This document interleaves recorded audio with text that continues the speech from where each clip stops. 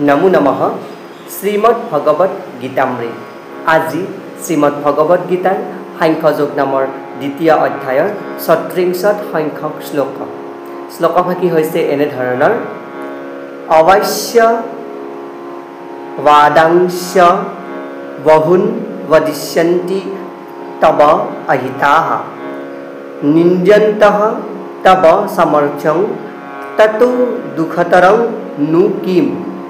उक्त श्लोकभागीर बक्ता হৈছে भगवान श्रीकृष्ण। श्लोकभागीर অসমীয়া अर्थ হৈছে এনেধৰণৰ তোমাৰ শত্ৰুবিলাকে তোমাৰ শক্তিৰ সামৰ্থ্য নিন্দা কৰি তোমাৰ বিষয়ে বহুতো নকবলগীয়া বেয়া কথা ক'ব, তাতকৈ দুখৰ কথানো আৰু কি হ'ব পাৰে। অৰ্থাৎ ভগৱান কৃষ্ণৰ আৰম্ভণিতে অৰ্জুনৰ সেই অনাৱশ্যকীয়তা দয়া মমতাৰ ভাৱ দেখি আচৰিত মানিছিল আৰু তেওঁৰ সেই দয়া মমতাৰ কেৱল অনাৰ্যজনৰহে যোগ্য বুলি বৰ্ণনা কৰিছিল আৰু সেই প্ৰসংগত নানা যুক্তি দাঙি ধৰি তেওঁ সেই যুক্তিৰ বা তেওঁৰ কথাৰ প্ৰমাণ সহকাৰেও অৱতাৰণা কৰিছিল।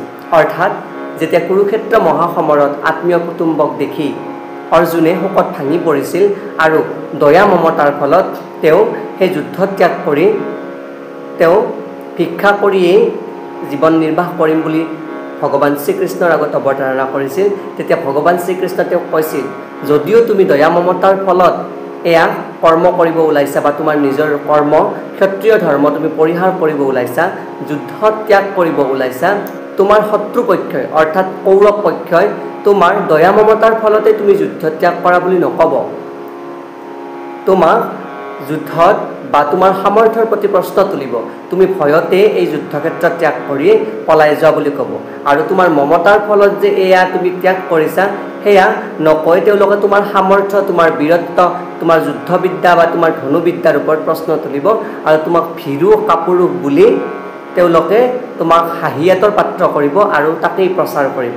গতিকে তুমি অনাকাংক্ষিত এই চিন্তা ত্যাগ কৰি তুমি নিজৰ কৰ্মত ব্ৰতী হোৱা আৰু যুদ্ধত তুমি ব্ৰতী হৈ নিজৰ কৰ্ম কৰি যোৱা, এয়াই তোমাৰ কৰ্তব্য। এই কোৱা প্ৰসংগত ভগৱান শ্ৰীকৃষ্ণই অৰ্জুনক এই বিশিষ্ট শ্লোকভাগী অৱতাৰণা কৰিছে। ধন্যবাদ।